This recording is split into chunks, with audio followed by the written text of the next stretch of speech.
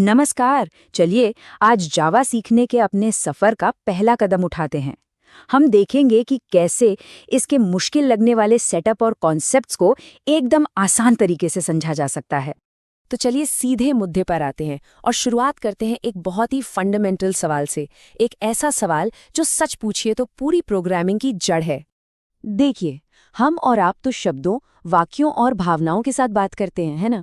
लेकिन कंप्यूटर, वो बस एक ही भाषा समझते हैं जो सबसे सरल सिस्टम पर काम करती है, और वो है बाइनरी कोड। अब ये बाइनरी है क्या? असल में ये बिजली की भाषा है, इससे ज्यादा कुछ नहीं। सोचिए, एक सर्किट में अगर करंट है मतलब वो ऑन है तो उसे हम 1 कहते हैं, और अगर करंट नहीं है मतलब ऑफ है तो वो 0 है। बस इतना ही सिंपल है।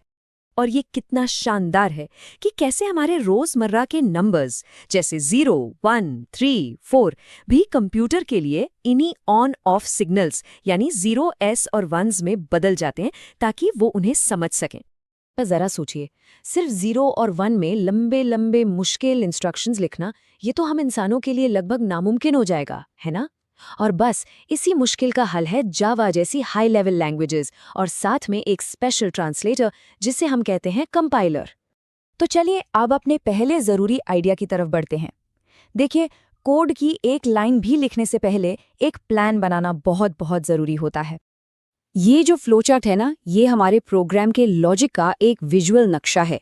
ये हमें शुरू से लेकर आखिर तक दिखाता है कि हमारा प्रोग्राम क्या क्या और किस क्रम में करेगा।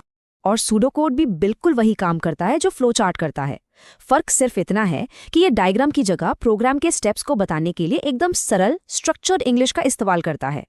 ठीक है, तो अब जब हम प्लानिंग वाला हिस्सा समझ गए हैं, तो चलिए अब उन असली टूल्स को इंस्टॉल करते हैं जिनकी मदद से हम अपने कोड को हकीकत में बदलेंगे। जावा में कोडिंग शुरू करने के लिए हमें 2 जरूरी चीजें चाहिए।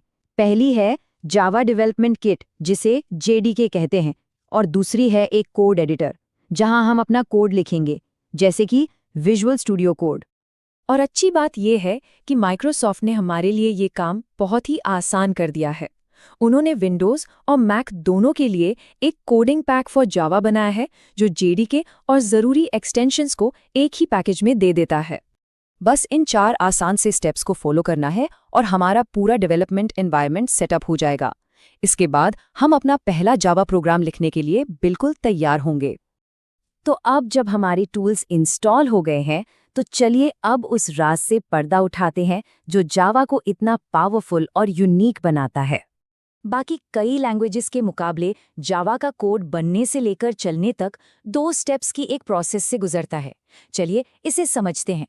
तो सबसे ज़रूरी बात ये समझना है कि ये तीनों चीज़ें मिलकर कैसे काम करती हैं।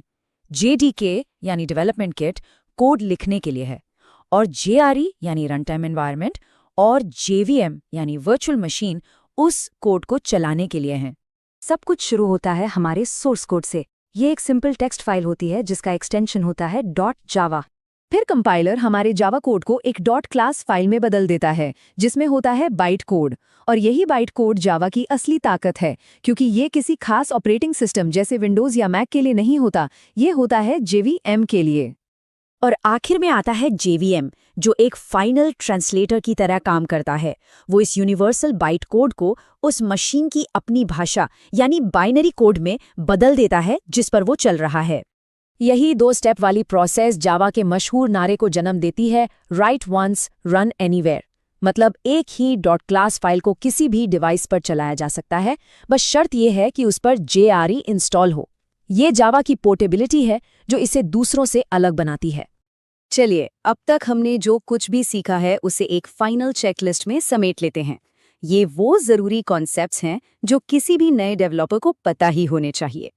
इन 6 टर्म्स को अच्छे से समझना प्रोग्रामिंग के सफर में आगे आने वाली हर चीज के लिए एक बहुत मजबूत नींव तैयार करता है।